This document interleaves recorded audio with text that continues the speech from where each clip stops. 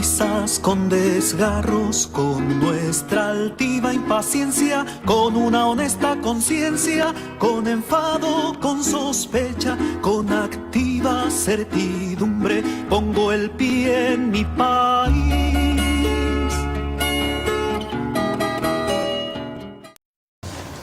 Bueno, buenas tardes, casi noches. Mi agradecimiento a Rosana por estar acá en esta reunión muy sorprendentemente interesante, que ahora entenderán por qué. Yo voy a hacer una presentación que tiene que ver con exilios latinoamericanos y sobre todo con ciertas cuestiones historiográficas, metodológicas y temáticas. Una especie de ¿dónde estamos? Más o menos. Yo necesito luz. Estudiar las experiencias de exilio en América Latina requiere de una lectura atenta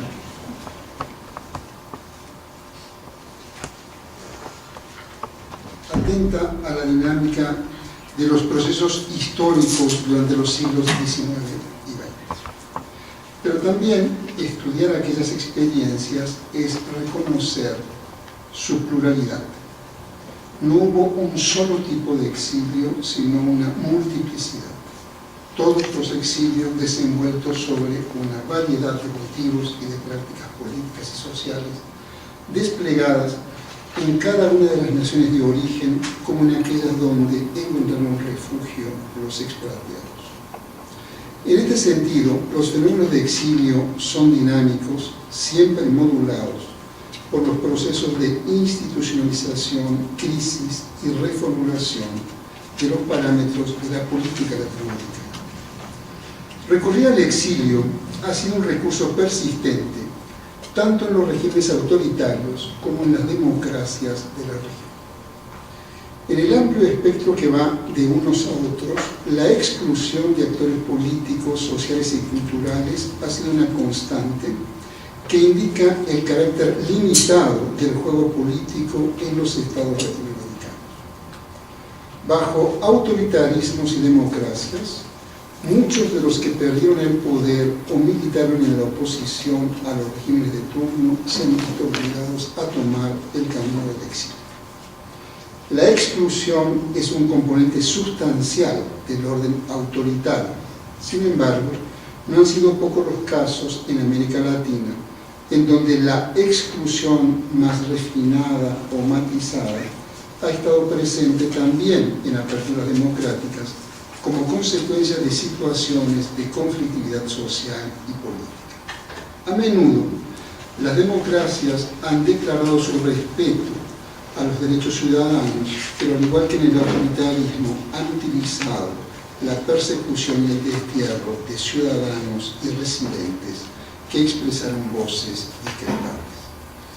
En este sentido, el uso periódico del exilio puede ser valorado como una evidencia de la naturaleza incompleta y excluyente de las formaciones estatales en la región.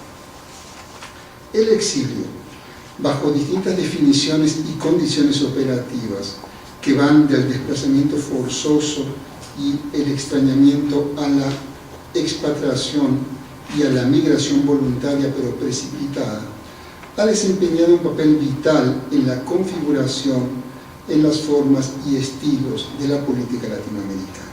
Sin embargo, a pesar de su ubicuidad, esta práctica aún es un espacio escasamente investigado, con una presencia muy reducida en el corpus teórico de las ciencias sociales y en el universo de la historiografía contemporánea. A pesar de lo atractivo que resulta el tema, hasta hace unos años su estudio ocupó un lugar marginal en la reflexión sobre los procesos de constitución del orden político latinoamericano. En términos políticos, la última generación de dictaduras y aperturas democráticas en América Latina despertó un sostenido interés por el tema, asociándolo por vez primera a prácticas violatorias de los derechos humanos. Ese esfuerzo permitió rescatar del olvido al exilio para presentarlo como otra consecuencia de las políticas represivas. En este cambio jugó un papel importante la ampliación de las agendas de investigación, la transnacionalización de los estudios y su promoción por investigadores que en buena medida se vieron impulsados a emigrar por los avatares de la situación política en sus países de origen y que, una vez en el extranjero, se insertaron profesionalmente en el campo de las humanidades y las ciencias sociales, espacios donde manifestaron un interés especial potenciado por sus propias experiencias personales. Hay una primera generación de investigadores sobre los exilios latinoamericanos en donde el propio investigador es también un exiliado.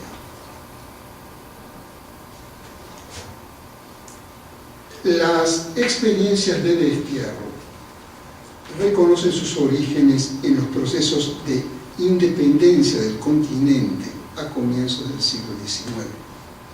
Partir al exilio fue uno de los recursos que permitió conservar la libertad o salvar la vida a destacados miembros de las élites vigentes. Simplemente ustedes revisen la cantidad de veces que Juárez estuvo en el exilio. Sin embargo, como nunca antes en la historia latinoamericana, el exilio alcanzó sus mayores expresiones en los años 60 y 70 del siglo XX, cuando el abandono del país dejó de ser protagonizado por unas cuantas personalidades para adquirir una visibilidad enorme sobre la base de un desplazamiento que involucró a decenas de miles de personas. Esto es central. La década del 60-70 del siglo pasado, en América Latina marca un corte brutal, y ese corte brutal tiene que ver con la masividad de la experiencia. Es decir, los exilios de los 60 para atrás se cuentan por decenas, por centenas de personas. A partir de los años 70 se cuentan por decenas de miles de personas. Tal magnitud solo se torna inteligible si se ubica este fenómeno en la lógica criminal del terrorismo de Estado. El exilio se masificó, pero también se internacionalizó en un contexto de creciente apertura de los medios de comunicación y de emergencia e institucionalización de los derechos humanos, con el consecuente desarrollo de movimientos de solidaridad que proyectaron su activismo a nivel global. Por otra parte, la dinámica en las actividades políticas desenvueltas en el destierro generó una consecuencia solo visible una vez que concluyeron las experiencias exiliares. El hecho de que destacados líderes políticos y culturales latinoamericanos exiliados devinieran en actores y gestores de los procesos de redemocratización en sus respectivos países de origen, sin lugar a dudas, redundó en un aprovechamiento de los contactos y los vínculos gestados durante los años del exilio, facilitando mecanismos de concertación y acuerdos en las relaciones políticas y culturales entre naciones que fueron refugio y aquellas que fueron expulsoras de disidentes. El conjunto de estas circunstancias, en un contexto de redemocratización, permiten evaluar que las prácticas del exilio, en tanto dispositivo de silenciamiento político, se ha reducido para quienes hoy detentan el poder. Sin embargo, en la actualidad, asistimos a nuevos y masivos drenajes poblacionales a consecuencias de migraciones voluntarias e involuntarias.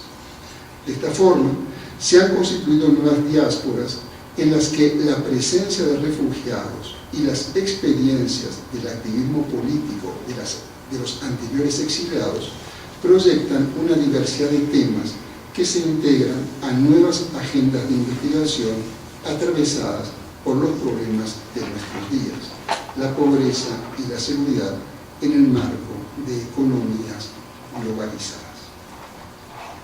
Los estudios sobre el exilio en América Latina antes de que se constituyera un campo específico de investigación, reconocen por lo menos 4 afluentes.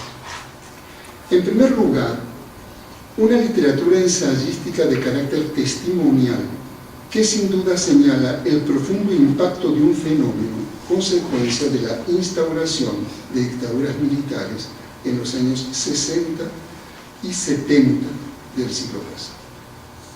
Estos materiales, los testimonios, son insumos importantes para la reconstrucción de experiencias individuales y colectivas, aunque, por su propia naturaleza, no ofrecen ni pretenden ofrecer un análisis sistemático del fenómeno exiliar y de su impacto en la construcción del orden político. Es decir, hay un primer nivel de fuentes que son biografías, memorias, autobiografías, gente que escribe su experiencia.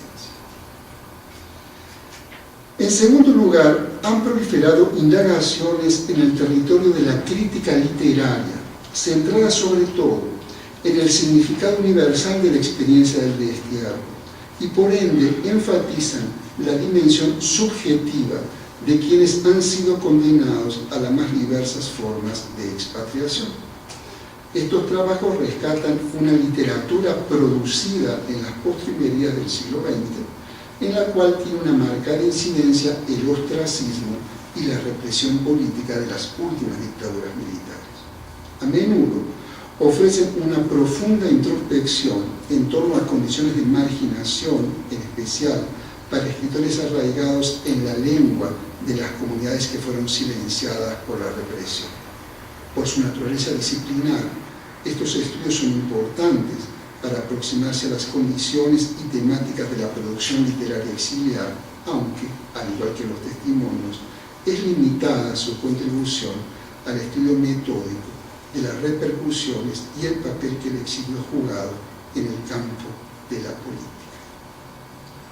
En tercer lugar, otro importante campo de investigaciones han sido desarrollados por especialistas de la salud mental, psicólogos sociales, trabajadores sociales y psiquiatras preocupados por las dificultades que enfrentan quienes han sido forzados a abandonar su patria. En forma penetrante, estas obras han reflexionado sobre los problemas psíquicos, consecuencias del exilio, subrayando patologías como la desconfianza, el aislamiento, el suicidio, altos índices de desintegración familiar y conflictos intergeneracionales. Estos estudios resultan fundamentales para profundizar en las dimensiones subjetivas e interpersonales de vidas desenvueltas en circunstancias de exilio y, en algunos casos, las miradas psicológicas han conseguido trascender las dimensiones personales para abrir caminos a la interpretación de conductas comunitarias o grupales. Hay reflexiones sobre todo muy interesantes en el caso uruguayo de psicólogos y psiquiatras estudiando la dinámica de una comunidad asilada en una embajada durante meses. Esto es muy interesante. Es decir, no es solo la experiencia personal o la experiencia clínica de un psicólogo atendiendo a un exilado, sino las miradas sobre las conductas grupales. Por último, los estudios migratorios produjeron en forma incipiente valiosos estudios de determinadas comunidades de migrantes, describiendo el peso creciente del exilio forzado latinoamericano en las dinámicas migratorias de América Latina desde mediados del siglo XX. En esta misma dirección, en el mundo europeo, sobre todo en España e Italia, agencias gubernamentales e instituciones académicas preocupadas por el impacto de las nuevas y modernas migraciones alentaron estudios sobre los exilios latinoamericanos en la década del 70 y también sobre los destierros y migraciones europeas transatlánticas, en tanto fenómenos que coadyuvan a localizar algunas de las raíces del actual mapa demográfico de Europa.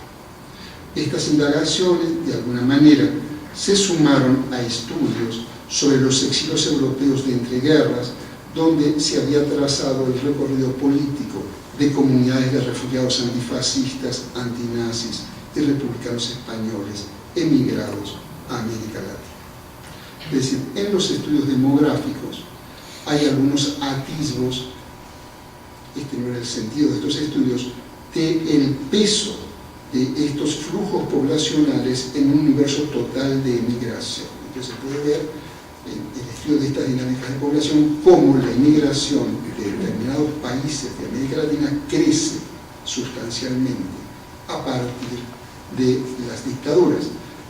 No se podría extrapolar, es difícil demostrarlo, de que un conjunto importante de estos flujos corresponden a una migración política, a un exilio político.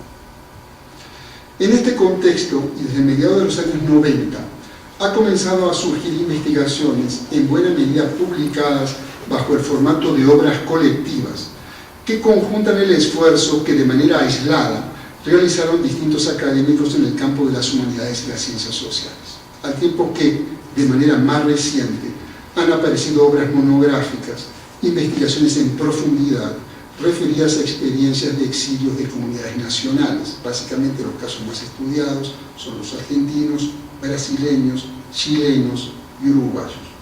Junto a estos casos, se observa una producción interesada en colocar el exilio en marcos analíticos más amplios. Así, los desterrados aparecen como sujetos en investigaciones sobre la memoria de los pasados traumáticos, sobre el desarrollo de ciertos campos científicos profesionales o sobre la articulación con movimientos de defensa de derechos humanos.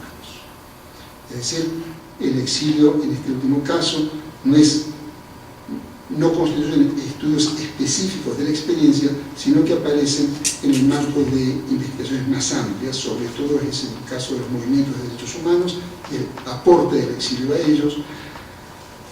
Están comenzando a aparecer estudios muy interesantes sobre la historia de disciplinas académicas o de reformulación de disciplinas académicas. Una cosa muy interesante es esta facultad de Ciencias Políticas y el aporte o el impacto de los exilios latinoamericanos en el desarrollo de ciertas ramas de la sociología, por ejemplo, o de la pedagogía. ¿Sí?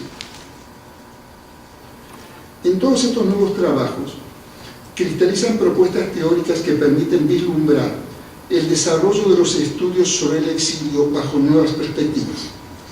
Tales avances teóricos han puesto de relieve la centralidad de los estudios transnacionales y a partir de ellos el análisis del exilio es entendido como parte de un universo más amplio que incluye a los migrantes y a las diásporas, a los sujetos en tránsito, a la hibridación cultural y las múltiples modernidades. Impulsados por estas preocupaciones, los estudios sobre los exilios latinoamericanos se han convertido hoy en un tema de avanzada que ha conseguido establecer una relación estrecha con propuestas teóricas y con controversias centrales en las ciencias sociales y las humanidades. De este modo, se ha abierto un rico debate en torno a una variedad de tópicos teóricos y metodológicos. Por ejemplo, se ha cuestionado la tangente división entre el desplazamiento político y la migración económica, discutiendo la pertenencia de estudiar a los exilados, los refugiados y los asilados como parte de una migración política. En esta misma dirección se han comenzado a examinar los vínculos entre las categorías de esto que señalaba Daniela, de exilados, asilados y refugiados, cuyo correlato apela a significantes discursivos y pragmáticos diferentes. Y también se investigan esas categorías en sus cotidianas manifestaciones entre y dentro de las distintas comunidades de las diásporas latinoamericanas. Se han abierto también nuevas perspectivas y se generan debates en torno a la selección de fuentes, las aproximaciones metodológicas, las hipótesis de trabajo, la hermenéutica de los testimonios orales y las categorías de análisis.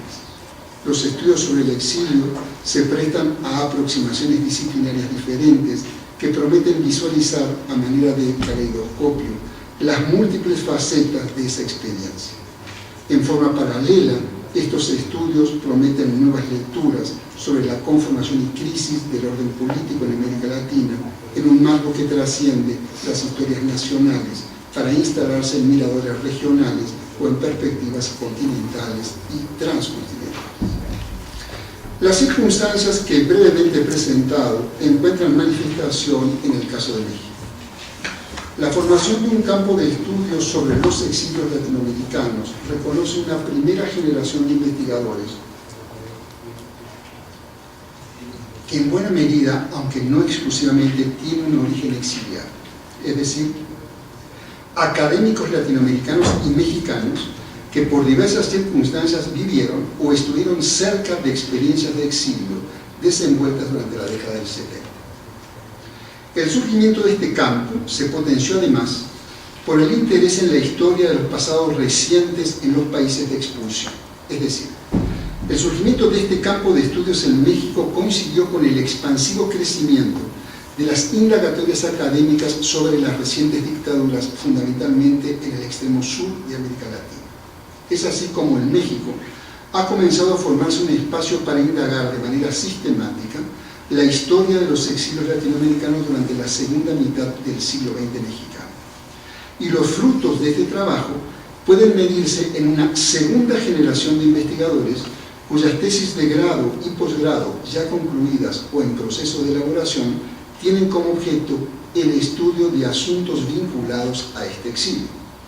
Mientras que, y cada vez con mayor frecuencia, en congresos sobre la historia reciente latinoamericana tienen lugar paneles sobre los desterrados o bien, cada vez con mayor frecuencia, se organizan reuniones académicas especialmente dedicadas a este tema, como la que ahora nos reúne a nosotros.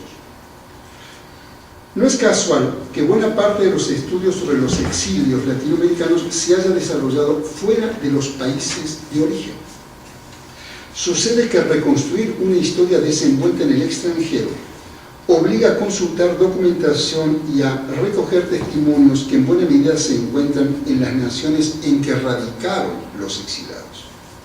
En este sentido, nada más lejos de la verdad que considerar escenarios vacíos a los países a los que se dirigió el exilio. Por el contrario, las vinculaciones con las esferas públicas de cada una de esas naciones son parte consustancial de las historias por reconstruir. Se trata de un camino en dos direcciones. Indagar los exilios latinoamericanos es también estudiar las acciones y comportamientos de gobiernos, organizaciones políticas y sociales, medios de comunicación, así como los espacios de encuentro con exiliados de otras latitudes y sobre todo con las sociedades de recepción. Mientras más nos acercamos a nuestro pasado reciente, las contradicciones parecen agudizarse. En materia de asilo, nadie quiere recordar en este país, por ejemplo, que el gobierno de Gustavo Díaz Ordaz, antes, durante y después del conflicto universitario, otorgó asilo a intelectuales políticos y dirigentes universitarios acusados de comunistas por la dictadura brasileña. En igual sentido, poco se ha reparado que en los años 70, mientras arribaron a este país miles de víctimas de las guerras sucias ejecutadas por las dictaduras latinoamericanas, en México tenía lugar otra guerra no menos sucia, que dejó su secuela de desaparecidos y muertos. Entonces, ¿qué clase de país es este que abrió las puertas a víctimas extranjeras, pero que convirtió a muchos mexicanos en víctimas de persecuciones similares a las que originaron los éxodos centro y sudamericanos? Al margen de estas paradojas que hay que explicar, como recién explicaba Daniela, y en términos historiográficos, no cabe duda que la política de asilo y refugio ha definido uno de los rostros de esta nación en el mundo. Durante décadas, el apoyo a los derrotados de la Guerra Civil Española fue el único caso estudiado en profundidad. Por su dimensión y trascendencia, ese destierro fue erigido en paradigma de una práctica que no ha dejado de enaltecer a México. Sin embargo, en los últimos años han tenido lugar nuevas indagaciones que permiten reconstruir segmentos de la historia de perseguidos políticos provenientes de otras latitudes. Este esfuerzo cristaliza en una variedad de trabajos que, aunque muy desiguales entre sí, valorados en conjunto, permiten delimitar un campo de estudio en la historiografía mexicana donde el caso español ocupa un lugar destacado, pero ya no único. Un campo donde se pueden contrastar experiencias históricas, calibrando mejor el itinerario de una política de asilo y refugio rica en matices, muchos de ellos desconocidos. Buena parte de las dificultades para estudiar a los exilios radica, como decía Daniela, en la inexistencia o dificultad para acceder a fondos documentales que faciliten una aproximación tanto al carácter cuantitativo como cualitativo. Hay pocos registros escritos y los que existen dan una idea parcial de un fenómeno que marcó a millares de latinoamericanos residentes en México. Un lugar privilegiado es el archivo de la Secretaría de Relaciones Exteriores, que resguarda información relacionada con la política de asilo. No es casual entonces que una parte importante de los estudios realizados haya trabajado con esta fuente diplomática. Así, los casos de Argentina, Chile, Uruguay, Guatemala, Bolivia, Haití y República Dominicana ya cuentan con indagaciones que abordan la política de asilo en estas nacionalidades. Sin embargo, es pequeño el número de asilados en el volumen total de exiliados, situación que dificulta una indagación cuantitativa que dé cuenta del universo total de desterrados. Esto es interesante. La enorme mayoría de los exiliados latinoamericanos en México no eran asilados políticos, es decir, no llegaron, por lo que explicó Daniela, a través de un ingreso en una embajada mexicana. Llegaron como llega un inmigrante, llegaron como turistas y luego se convirtieron en migrantes. De tal manera de que extrapolar en el flujo total de migración a aquellos que vinieron por razones económicas y aquellos que llegaron por razones políticas es prácticamente imposible, porque no hay información migratoria que permita esa extrapolación. No sé si se entiende. Si uno entra por la ventanilla de inmigrante, no hay manera de discriminar si llegué por ser perseguido político o llegué porque soy futbolista y me contrataron los Pumas. No hay manera de eso, ¿no? Bien, por otra parte, habría algunas posibilidades de hacer esto, pero para eso se requieren fuentes de naturaleza migratoria que, aunque muy fragmentarias, existen, pero que aún no están a disposición de los investigadores.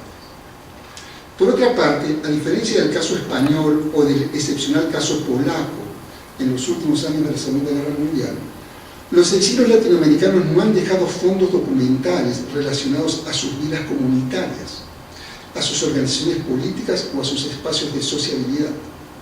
Estos documentos existen, fragmentados y desperdigados, pero están en manos básicamente de particulares, con algunas honrosas excepciones, como es el caso del archivo de Gregorio Seltzer, depositado y resguardado en la Universidad Autónoma de la Ciudad de México.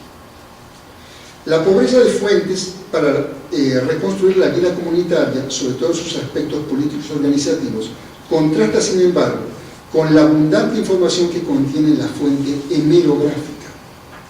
Este es un lugar particularmente rico en noticias, editoriales, cartas de lectores, polémicas y crónicas sobre los más diversos tópicos de la vida pública de los exilios y de sus vínculos con la sociedad mexicana. Simplemente les doy una cifra que me parece reveladora. En la investigación que yo hice sobre el caso argentino, entre 1974 y 1986, yo registré en una base de datos 16.000 notas periódicas. Y no son todas. La abundancia es enorme, son millares y millares de notas. Por eso me llamaba la atención que no encontrara a Cita Rosa, porque yo he leído cosas de Cita Rosa. Por otra parte, la fuente oral se revela imprescindible para reconstruir tanto las historias como las memorias del exilio. La UNAM tiene un repositorio de entrevistas, casi 300, reunidas en el Archivo de la Palabra del Exilio Latinoamericano en México, producto de un proyecto de rescate de testimonios de exilados antillanos, centro y sudamericanos, desarrollados a mediados de los años 90. No son una muestra representativa de todas las voces en el exilio, nunca pretendieron serlos, pero las voces en ese archivo constituyen un buen inventario de los temas y las preocupaciones que recorren la historia de los exilios, entre otras, los motivos del exilio, las rutas hacia México, los encuentros y desencuentros con México y los mexicanos, las militancias políticas, los espacios de sociabilidad, los empleos, miradas desde la condición de ser hombre o de ser mujer, los retornos, los no retornos, las reinserciones en los países de orígenes, etc. En ese archivo, un investigador atento no tardará en descubrir que la lectura de las entrevistas genera nuevos interrogantes, o mejor dicho de otro modo, las respuestas que se pueden leer son una invitación a seguir escarbando en la memoria del exilio. En suma, concluyo de la misma manera que comencé. Hablar del exilio latinoamericano en México es hacer alusión a un fenómeno múltiple y heterogéneo. Hay diferencias en las nacionalidades de origen, en las experiencias políticas y en los países de recepción. Hay diferencias de género, de edades, de formación profesional, de compromiso político, de duración del exilio, diferencias que además se reproducen en el interior de cada uno de los exilios. Cualquier aproximación a la experiencia del exilio que no parta de este supuesto, que no intente penetrar la complejidad del fenómeno, que no atienda a los conflictos, a las ambigüedades y a las confrontaciones, estará condenada a reproducir visiones planas e incompletas, visiones prejuiciadas y en muchos casos románticas, como decía Daniel. La buena investigación, por el contrario, está obligada a dar cuenta de las texturas y los matices, está obligada a contar lo que pasó y no lo que nos hubiera gustado que pasara. Muchas gracias.